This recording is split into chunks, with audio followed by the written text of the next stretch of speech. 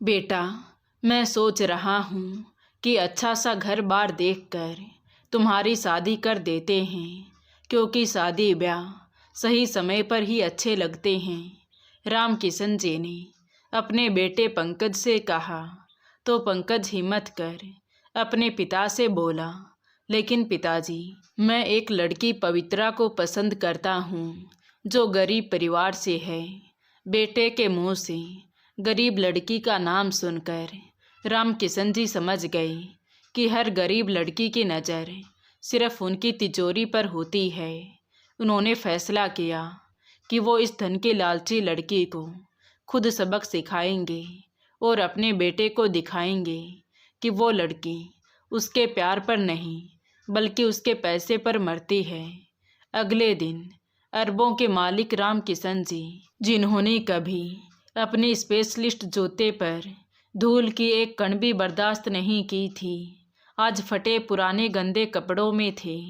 अपने बालों में सफ़ेद पाउडर लगाकर उन्होंने एक असहाय बूढ़े भिखारी का रूप दिया। उनकी आंखों में वो खालीपन था जो जिंदगी की हर आशा खो चुका हो। वो उस मस्जिद की सीढ़ियों पर जाकर बैठ गई जहाँ से पवित्रा रोज़ शाम को अपनी दुकान बंद करके घर लौटती थी। शाम ढलते ढलते पवित्रा दिन भर की थकान से थककर अपनी छोटी सी कमाई को दुपट्टे में बांधे मस्जिद के पास से गुजरी। उसकी चाल में जल्दबाजी थी। उसे घर पहुंचकर अपनी माँ को दवा देनी थी। आज कमाई भी कम हुई थी, इसलिए उसके माथे पर चिंता की रेखाएं गहरी थीं। वो बस सीढ़ियों से उतरने ही वाली थी कि उसकी नज़र उस कांपते हुए बूढ़े भिखारी पर पड़ी। राम किशन जी ने अपने कमज़ोर और दर्द भरी आवाज़ में, जिसे उन्होंने जानबूझकर दबा रखा था, खांसते हुए कहा, बेटी, 2 दिन से भूखा हूँ, कुछ नहीं खाया है। भगवान भला करेगा तेरा, बस पानी या एक आध ब्रेड का टुकड़ा लाकर दे दो। पवित्रा एक पल को रुकी। उसकी आंखों ने उस बूढ़े आदमी के दर्द को भांपा। फिर उसकी नज़र अपने दुपट्टे में बंधे उन चंद सिक्कों और नोटों पर गई। ये पैसे उसकी माँ की एक दिन की दवा के थे। एक पल के लिए उसका दिल धड़का। अगर ये पैसे दे देगी तो कल माँ की दवा का क्या होगा? ये वही द्वंद्व था जो हर उस व्यक्ति के दिल में उठता है जिसके पास देने के लिए अपनी ज़रूरत से ज़्यादा कुछ नहीं होता। उसने अपनी आंखें बंद की और एक गहरी सांस ली। फिर उसने अपने दुपट्टे की गांठ खोली, उसमें से आधे पैसे निकाले और पास की दुकान से एक पानी की बोतल और 2 ब्रेड खरीद कर ले आई और बहुत नरमी से बोली, बाबूजी, ये लीजिए, आप पहले थोड़ा पानी पी लीजिए। कहते हुए उसने बोतल का ढक्कन खोला और बोतल राम किशन जी की ओर बढ़ा दी। ये सब देखकर राम किशन जी अवाक रह गए। वो उम्मीद कर रहे थे कि ये लड़की उसे डांटकर चली जाएगी या अनदेखा कर देगी, लेकिन पवित्रा ने न सिर्फ उसे खाना दिया बल्कि उनके बैठने के तरीकों को देखकर बोली, बाबूजी, आपको सर्दी लग रही है। उसने अपने कंधे पर रखा, अपना पुराना फटा हुआ शॉल उतारा और राम किशन जी के कंधों पर डाल दिया। मेरे पास बस यही है, आप ये रख लीजिए, रात में ठंड बढ़ जाती है। कहते हुए पवित्रा मुस्कुराई, एक ऐसी मुस्कान जिसमें अपनी गरीबी की कोई शर्म नहीं थी, सिर्फ देने का संतोष था। राम किशन जी की आंखें फटी की फटी रह गई। उनका दिमाग घूम गया। ये उनके बुने जाल में पहली ऐसी घटना थी जिसकी उन्होंने कल्पना भी नहीं की थी, लेकिन उनका चालाक दिमाग हार मानने को तैयार नहीं था। ये सिर्फ दिखावा है, उन्होंने खुद से कहा। शायद ये सबकी मदद करती है। मुझे कुछ ऐसा करना होगा जिससे इसका असली लालच सामने आए। अगले दिन शाम को पवित्रा फिर उसी रास्ते से गुजरी। उसके चेहरे पर आज थकान कुछ ज़्यादा ही थी। माँ की तबीयत रात में और बिगड़ गई थी और डॉक्टर ने कुछ महंगी दवाई लिखी थी, इसलिए माँ ने अपनी चांदी की पायल उसे बेचने के लिए दी थी। जैसे ही थके कदमों से पवित्रा आगे बढ़ी तो राम किशन जी वहीं बैठे थे, बदन पर वही पवित्रा का दिया हुआ शॉल लपेटे। पवित्रा ने उन्हें देखा और एक पल को रुकी।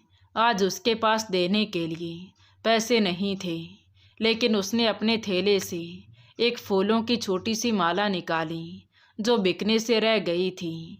बाबूजी, उसने धीरे से कहा, आज पैसे नहीं हैं, पर ये भगवान का फूल रख लीजिए। राम किशन जी ने कांपते हाथों से फूल लिए। वो कुछ कहने ही वाले थे कि तभी उनकी पहले से ही योजना के मुताबिक नज़र सीढ़ियों के कोने में पड़ी एक चीज़ पर गई, एक काला चमड़े का पर्स। अरे! राम किशन जी ने आश्चर्य का नाटक किया। बेटी, वो देखो, वहाँ क्या पड़ा है।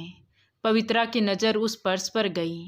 वो झिझकी, लेकिन फिर पर्स को उठा लिया।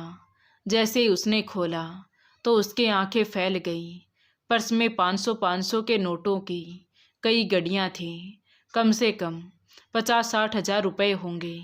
साथ में कोई आईडी कार्ड नहीं था, बस पैसे थे। पवित्रा का दिल जोर से धड़का। ये रकम उसकी ज़िंदगी बदल सकती थी। माँ का पूरा इलाज, घर का किराया, सब एक पल के लिए। उसके हाथ कांप गए। राम किशन जी की तेज आंखें एक बाज की तरह पवित्रा के चेहरे पर हर भाव को पढ़ रही थी। यही है, उन्होंने मन में सोचा, अब निकलेगा असली लालच। कोई इतना पैसा नहीं ठुकरा सकता। तभी उन्होंने भिखारी की तरह एक अजीब सी खुशी मन में भरते हुए बोले, देखा बेटी, भगवान ने हमारी सुन ली। कल तूने मेरी मदद की, आज देखो ऊपर वाले ने तुम्हें कितना कुछ दे दिया है। ये हमारी किस्मत है। तू इसमें से आधा रख ले, जा अपनी माँ का इलाज करा, किसी को पता नहीं चलेगा। यह भगवान का उपहार है तेरे लिए। पवित्रा ने एक नज़र उन नोटों पर डाली और फिर उस बूढ़े भिखारी के लालची दिखते चेहरे पर। उसके दिमाग में उसकी माँ का बीमार चेहरा कौंधा, लेकिन फिर उसकी अंतरात्मा ने उसे झकझोरा। उसने गहरी सांस ली और पर्स को बंद कर दिया। नहीं बाबूजी, उसकी आवाज़ मजबूत थी, हालांकि थोड़ी कांप रही थी। ये हमारा नहीं है, ये किसी की मेहनत की कमाई है। जो इसे खोया होगा वो कितना परेशान होगा। ये भगवान का उपहार नहीं है, हमारी नीयत की परीक्षा है। राम किशन जी स्तब्ध रह गई। पागल है क्या लड़की, वो चिढ़कर बोले। किसको वापस करेगी, कोई नाम पता नहीं है, रख लो। पवित्रा ने दृढ़ता से सिर हिलाया। नहीं, मैं इसे मस्जिद के मौलवी जी को दे दूंगी, वो ऐलान करवा देंगे। जिसका होगा वो आ जाएगा। अगर हम ये पैसा रख लेंगे तो हम में और एक चोर में क्या ही फ़र्क रह जाएगा। मैं अपनी माँ का इलाज गलत कमाई से नहीं करवा सकती। वो मुड़ी और सीधे मस्जिद के ऑफिस की ओर चल पड़ी। राम किशन जी, जो भिखारी के भेष में थे, उसे जाते हुए देखते रहे। उनके सीने में एक अजीब सी हलचल हो रही थी। ये घबराहट नहीं थी, बल्कि एक सदमा था।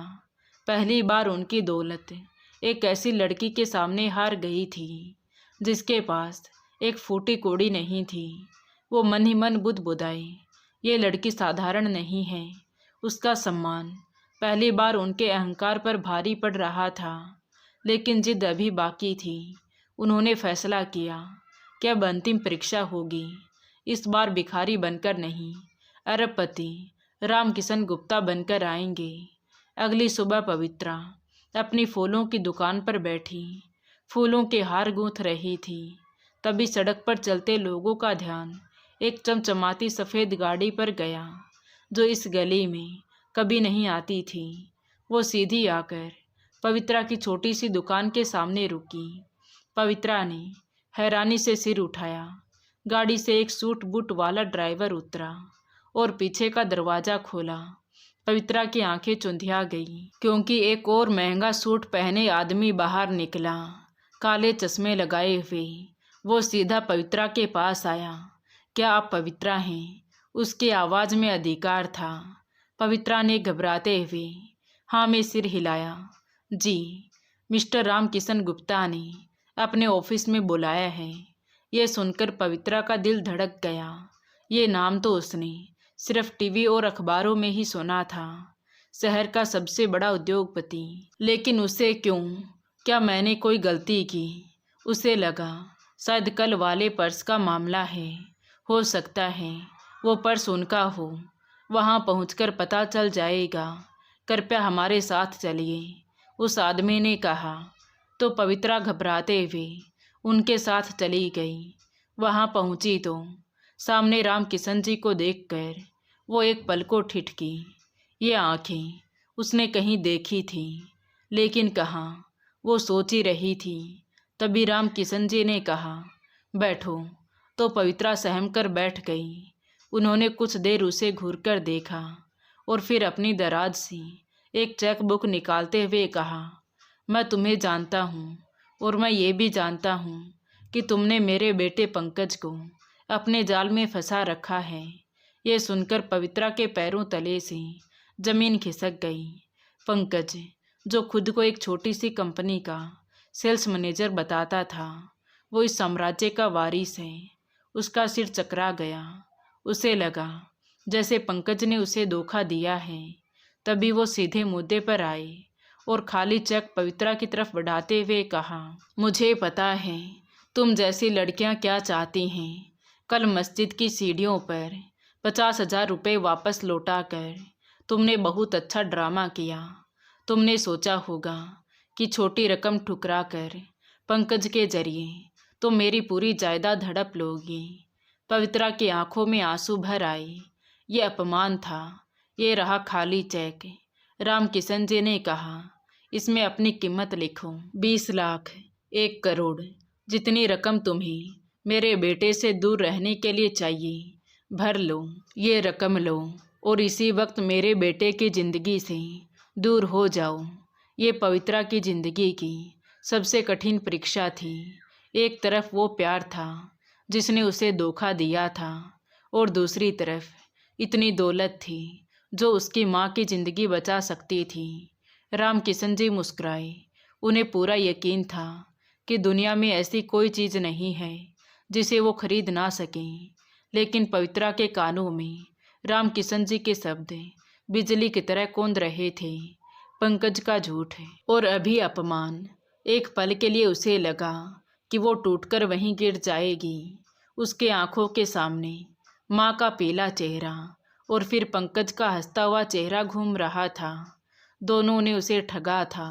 एक ने अपनी पहचान छुपाकर, तो दूसरा उसकी गरीबी का मजाक उड़ाकर।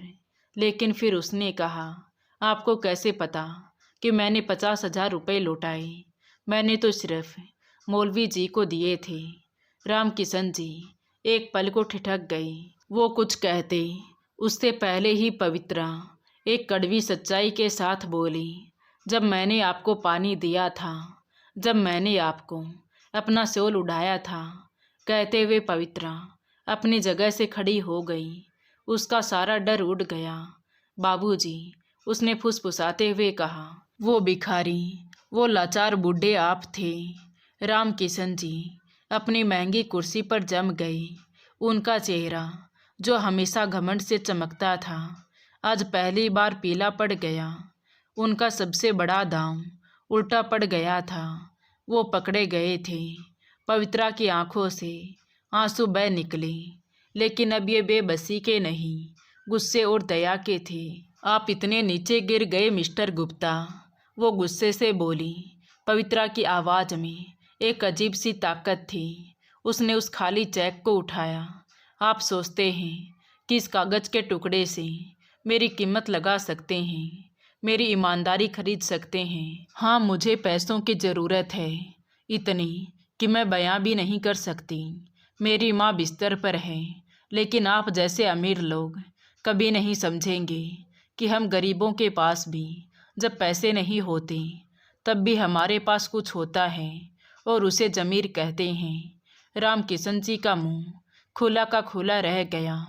आप अरबपति होकर भी इतने कंगाल हैं कि आपको एक लड़की को परखने के लिए भेष बदलना पड़ा। आपको लगा मैं आपके पैसे पर मरती हूँ। पवित्रा ने उस खाली चेक को अपने हाथ में पकड़ा और बोली, आपकी दौलत ने आपको इतना अंधा कर दिया है कि आपको हर इंसान बिकाऊ लगता है। आप दुनिया की सबसे कीमती चीज़ इंसानियत को पहचान ही नहीं पाई। कहते हुए पवित्रा ने उस खाली चेक को फाड़ कर उसके टुकड़े टुकड़े करके उनके मेज पर फेंक दिए। ये लीजिए मेरी कीमत। और रही बात पंकज की, तो उसने मुझसे अपनी पहचान छुपा कर मेरा भरोसा तोड़ा है। लेकिन आपने तो आज साबित कर दिया कि वो अपने अमीर बाप से कहीं ज़्यादा अमीर है, क्योंकि कम से कम उसका दिल अभी बिका नहीं है। इतना कहकर पवित्रा दरवाजे की तरफ बढ़ी। तभी दरवाज़ा अपने आप ही खुल गया, क्योंकि सामने पंकज खड़ा था। उसने अपने पिता की सेक्रेटरी से सुना था कि पवित्रा को बुलाया गया है। उसने मेज पर फटे हुए चेक के टुकड़े देखे, पवित्रा की आंखों में आंसू देखे और अपने पिता का झुका हुआ सर देखा। वो सब समझ गया। पवित्रा रुको प्लीज, कहते हुए पंकज उसकी तरफ बढ़ा तो पवित्रा ने मुड़कर उसे देखा। उसके आंखों में आंसू और सवाल थे। क्यों रुकूं पंकज, या तुम्हारा असली नाम जो भी हो, क्या ये सब एक मजाक था मेरे साथ, मेरी गरीबी के साथ? पहले तुमने झूठ बोला और फिर तुम्हारे पिता, उन्होंने मेरी इंसानियत की बोली लगा दी। पंकज ने दर्द भरी नज़रों से अपने पिता की ओर देखा। मैं झूठ इसलिए नहीं बोला पवित्रा कि मैं तुम्हें धोखा देना चाहता था। मैं झूठ इसलिए बोला क्योंकि मैं इन्हें जानता था। उसने अपने पिता राम किशन गुप्ता की ओर उंगली उठाई। मैं जानता था कि ये मेरी ज़िंदगी की हर खुशी को पैसे से तोलेंगी। मैं जानता था कि ये विश्वास नहीं करेंगे कि कोई इंसान सिर्फ इंसानियत के नाते प्यार कर सकता है। मैं तुम्हें इनके जहर से बचाना चाहता था। पंकज की आवाज़ में गुस्सा और बेबसी थी। और आज इन्होंने वही किया जिसका मुझे डर था। इन्होंने तुम्हें नहीं, आज मुझे नीचा दिखाया है। इन्होंने मेरे प्यार को नीलाम करने की कोशिश की। राम किशन जी, जो अपनी कुर्सी पर भूत बने बैठे थे, अब तक का सबसे बड़ा झटका महसूस कर रहे थे। उनका अपना बेटा, उनका वारिस, आज एक गरीब लड़की के लिए उनके खिलाफ खड़ा था। उनकी आंखों के सामने वो शाम घूमने लगी।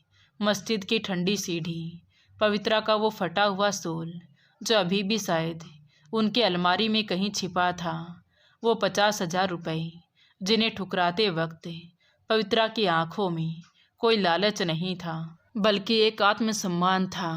और आज ये फटे हुए चेक के टुकड़े राम किशन गुप्ता की जिंदगी का हर सौदा, हर जीत, हर अहंकार उन फटे हुए टुकड़ों के सामने छोटा पड़ गया था। राम किशन जी धीरे से अपनी कुर्सी से उठे। उनके अरबों के साम्राज्य का घमंड आज चूर चूर हो चुका था। उनकी आवाज़ जो हमेशा हुक्म चलाती थी, आज पहली बार कांप रही थी। तुम सही कह रही हो बेटी, आज जब तुमने ये चेक फाड़ा तो तुमने मुझे मेरी असली औकात दिखा दी। कहते हुए उन्होंने अपने दोनों हाथ जोड़ लिए। अगर हो सके तो इस बूढ़े अंधे हो चुके बाप को माफ़ कर देना बेटी। पंकज ने तुम्हें नहीं चुना, बल्कि मैंने अपने बेटे के लिए तुम जैसी बहू को चुना है। ये सुनकर पवित्रा हैरान रह गई। ये सब क्या हो रहा था? लेकिन राम किशन जी की आवाज़ भर्रा गई। शायद बहुत देर हो चुकी है। पवित्रा ने उन दोनों की तरफ देखा। मेरी माँ, वो सिर्फ इतना कह पाई, मेरी माँ अकेली है, मुझे जाना होगा।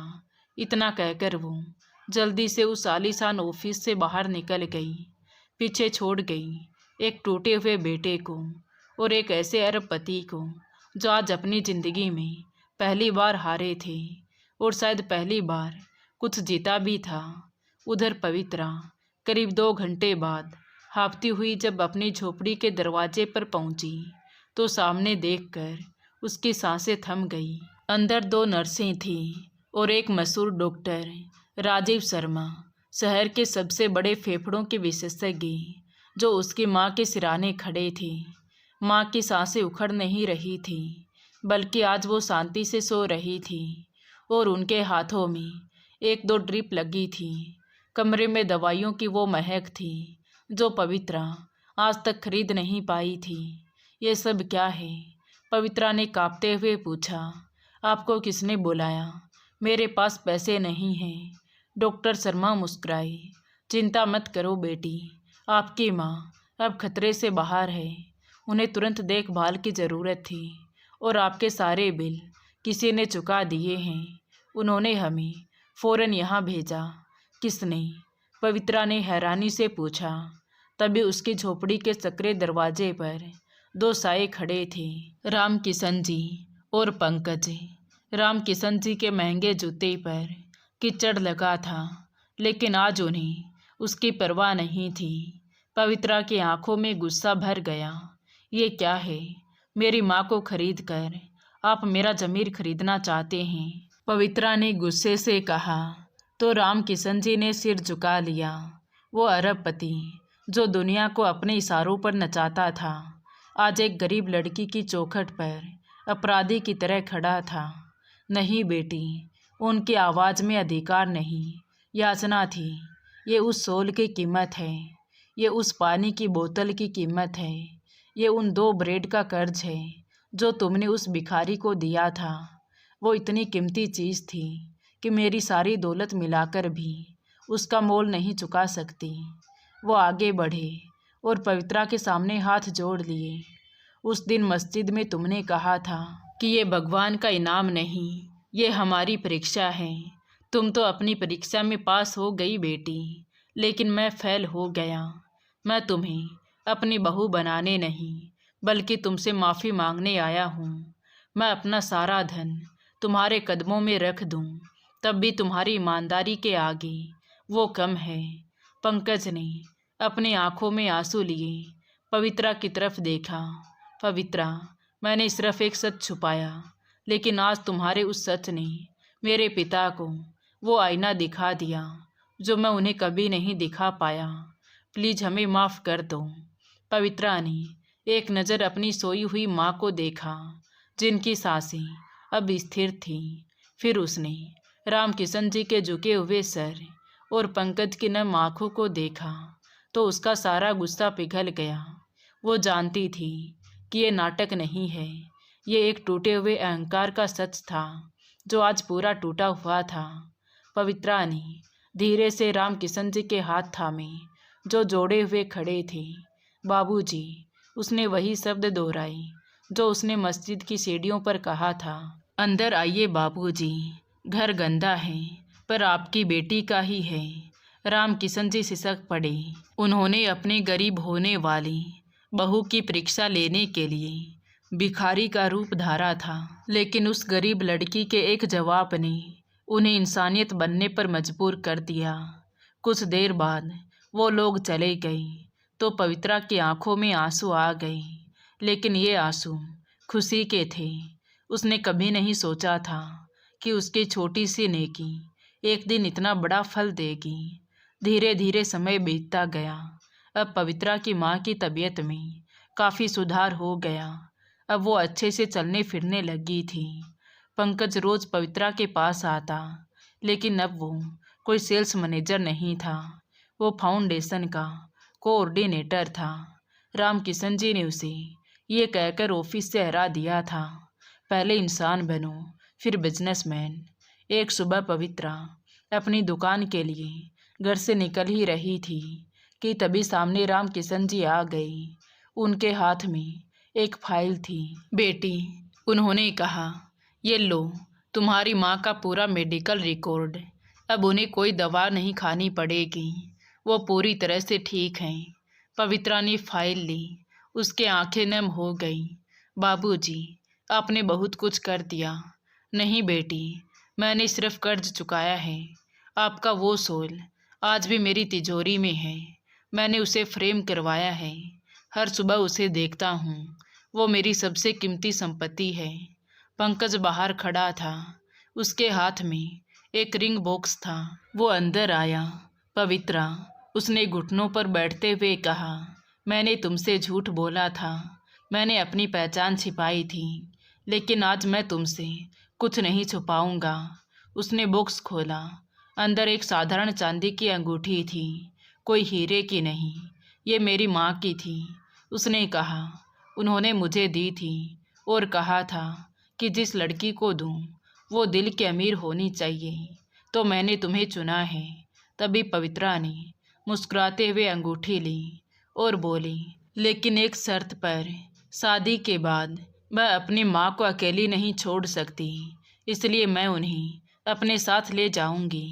तो पंकज कुछ कहता उससे पहले ही राम किशन जी आगे बढ़े और पवित्रा के सिर पर हाथ रखते हुए बोले, बिल्कुल बेटी, जिंदगी में माँ बाप से बढ़कर कुछ नहीं होता, इसलिए हमेशा उन्हें अपने साथ रखना। कुछ दिन बाद पवित्रा और पंकज की शादी धूमधाम से हो गई। पवित्रा की आंखों में आंसू थे, मगर होठों पर सुकून भरी मुस्कान। उसने महसूस किया कि उसने सिर्फ एक घर नहीं बल्कि दो दो परिवारों को जोड़ दिया है। तो दोस्तों, आपको ये कहानी कैसी लगी कमेंट करके ज़रूर बताएं। कहानी अच्छी लगी हो तो प्लीज़ वीडियो को लाइक करें, शेयर करें और हमारे चैनल कहानी विद देवांशी को सब्सक्राइब ज़रूर करें। Thank you.